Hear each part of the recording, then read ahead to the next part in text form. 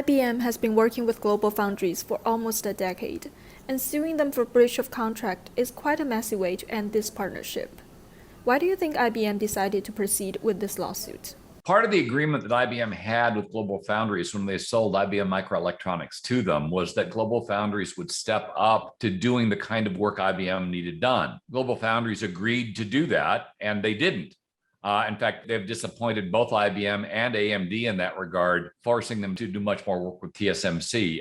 That's created a significant problem, though, because that exchange with IBM was part of what drove that acquisition by GlobalFoundries. And so that to IBM, this is a major breach. Had they known that GlobalFoundries wasn't going to perform, they would have never sold IBM microelectronics to it because they weren't exiting the market. They were just exiting manufacturing. But what GlobalFoundries is doing is forcing them to exit the market, which wasn't in plan. So IBM isn't the most litigious company, but they will protect their contract rights if those contract rights are violated. And that's what happened here. So we had what appears to be a general breach of a fundamental element of the sale of microelectronics, and IBM wants the remedy. They still want GlobalFoundries to live up to the contract, and the goal of this litigation is to make that happen. But if not, then they'll get probably a significant monetary award. Could you elaborate how this lawsuit is a warning for manufacturing outsourcing relationships, as you commented in your recent article? When you outsource like this, you do lose control. And IBM did attempt to retain control through contract, but of course, contracts are only as good as they can be enforced. And what GlobalFoundries is basically saying is you can't enforce it, so we don't have to do it. IBM differs, which is the nature of the lawsuit, but lawsuits like this point to the problem with outsourcing. You lose control and your only remedy is litigation, and litigation can take years, if not decades, at this scale. And it certainly doesn't help you when you're trying to manufacture parts for this quarter. So it does raise a pretty big red flag with regard to outsourcing. And it helped Intel a lot, who was being pressured to outsource as well. This kind of thing makes it look like Intel's outsourcing would be a really bad idea, and it's allowing them to hold on to manufacturing as a result. Usually large-scale lawsuits would alter the market quite a bit.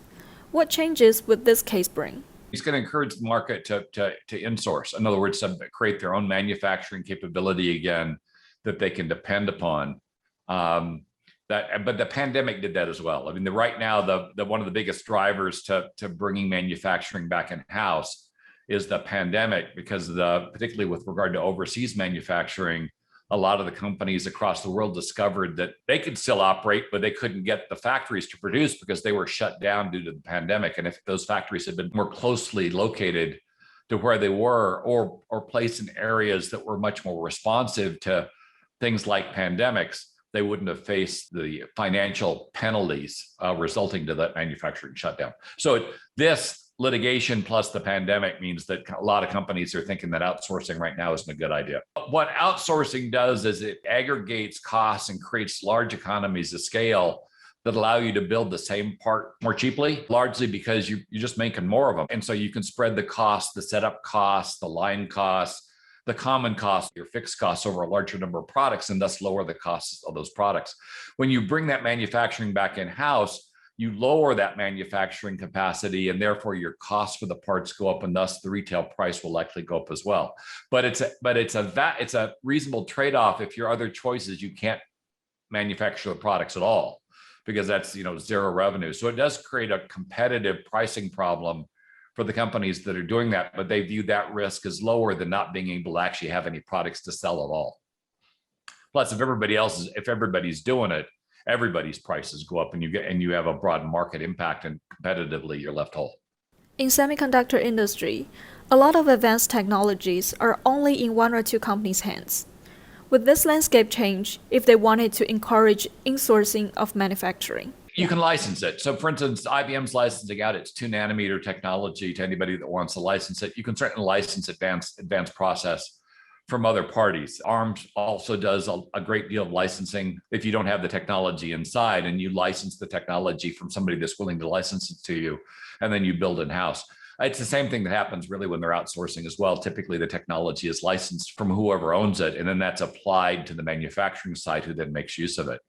They also, of course, have to have the technical competence to be able to build the related hardware, which is where TSMC has been kind of tearing up the market of late, because they seem to be well ahead of everybody else with regard to actually implementing these advanced technologies. But it's a workaround. And it's certainly a lot easier to outsource the development of a technology than it is the manufacturing, because you're just moving bits. Where if you're with manufacturing, you've got to still build the manufacturing site, set up the lines, and building up fabs is not a trivial or inexpensive process. It can take years to do so. And then the lines have to be, agile enough to move to new processes. Otherwise, you end up abandoning the plant before it's paid for itself. So there's a lot more risk on the manufacturing side than on the IP licensing side at the moment.